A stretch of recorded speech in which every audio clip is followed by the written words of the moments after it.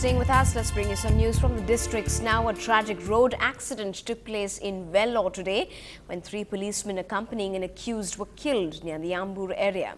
The cops were on their way from E Road to Chennai with 7 others, including 2 accused, when their vehicle collided with a government bus heading to Dharmapuri. 2 other police officers and the remaining accused are at the government hospital receiving treatment for severe injuries. The case is being probed by the Ambur police. வண்டி தரம்புல சென்னையிலேருந்து 9:10 எடுத்துங்க எடுத்து நேராக வந்து trip எடுத்துகிட்டு வரும்போது ஆம்பூர்கிட்ட வரும்போது ஒரு போலீஸ் வண்டி வந்து ரேம்பை தாண்டி வந்து நேராக எங்கள் வண்டியில் வந்து அடிபடுதுங்க. அடிபட்டதில் 3 பிசி ஒரு அக்யூஸ்ட் வந்து 4 பேர் வந்துட்டாங்க. வண்டி வந்து அப்செட் ஆகி இந்த ரேம்புக்கு வந்து இந்த பக்கம் வந்து 7 பேர் மொத்தம் வண்டியில் வந்தவங்க 7 பேருங்க. அதில் எங்களுக்கு டிரைவர் கண்டக்டர் 2 பேர் கட்டிங்க, ஒரு பேசஞ்சர் கட்டிங்க. Now, the long list of resolutions for the new year aside, many are maybe already making plans for attending the biggest bash in town and dance the night away. But all that with care and within the Cinderella hour, says the top cop in the city. Several restrictions and the announcement of a deadline of 1:30 a.m. for winding up the celebrations have been given out to the hotels. The city's hotel representatives have been also asked to notify the Deputy Commissioner of Police about the special events planned in Chennai. Special certificates have to also be obtained for a stage construction, and surveillance cameras at vantage points have to be installed. Foreign performing nationals will be checked for necessary travel documents. Night patrolling will be on a high across the city during the celebration. Convened a meeting with the representatives of various hotels in the city which are going for celebrations on New Year's Eve, and about 100 of them attended. We discussed with them what are the issues that need to be policed that night, and we given them a set of instructions basically pertaining to security and parking, and we given them a time limit of 1:30. We said they should wind up by 1:30, and other instructions like liquor should be served only in the bar, swimming pools should be kept closed, parking arrangements with some institutions nearby, it could be schools or office space or something like that.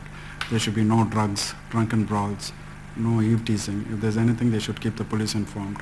We also told them they should keep in touch with the local police station and also the local DC. Well, at the same time, the city police has heaved some relief today looking at the crime graph this year. The year-end report has suggested that 2010 has seen a decline, which has been because of a steady decrease in the crime rate in the last 1 year. T. Rajendran added that almost 12,000 people involved in about 30,000 criminal cases have been tracked and monitored. What we noticed this year is the crime graph has steadily come down, starting from January. January was steady, it has been coming down. That is what we have noticed. This is maybe because now we've brought 1,000 criminals we've brought on record. We brought in 30,000 cases. 1998 1,000 criminals we brought on record. 30,000 cases can go on now. So systematically we're going after these people.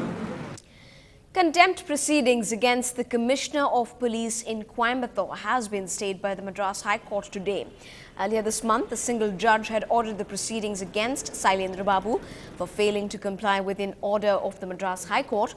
It was earlier ordered that the officer suggest an alternative route for a rally organized by the RSS, but the Commissioner had rejected the plea of the group considering the communally sensitive nature of Coimbatore city. Well, in summer crime news, 2 people have been convicted for posing as freedom fighters to get a share of pension in 2001. P. Christopher, who posed as a freedom fighter, has been sentenced to 6 months of rigorous imprisonment and has been fined a sum of 6,000 rupees in a case of cheating. The fellow accused, Benedict, passed away before the verdict could be reached. Well, moving to the big national story today, 2 years after Arushi Talwar was killed, we may never know who was behind it. The CBI has filed a closure report on the Arushi murder case, saying that they couldn't get sufficient evidence to nail anyone. On the morning of May 16, 2008, Arushi was found dead with her throat slit in her parents' home in Noida on the outskirts of Uttar Pradesh. Also found dead with her was the family's domestic help, Hemraj. Arushi's parents are devastated with the closure, as they did have a lot of hope in the CBI's findings.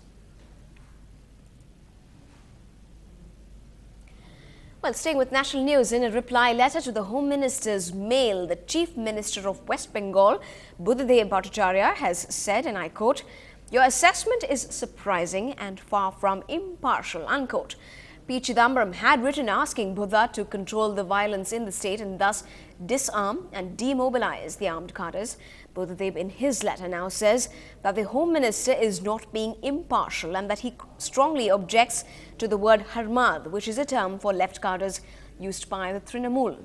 He also says that the Trinamool Congress has secret contacts with Maoist leaders and that outfits are now openly organizing meetings with them.